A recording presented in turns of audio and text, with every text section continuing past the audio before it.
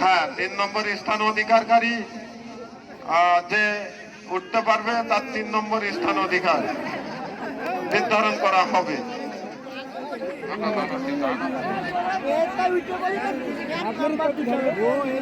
দেখা যাক 3 নম্বর স্থানকে অধিকার করে, সেই অপেক্ষায় দেখা যাচ্ছে ওই কলা গাছের ধস্তাধস্তি চলছে।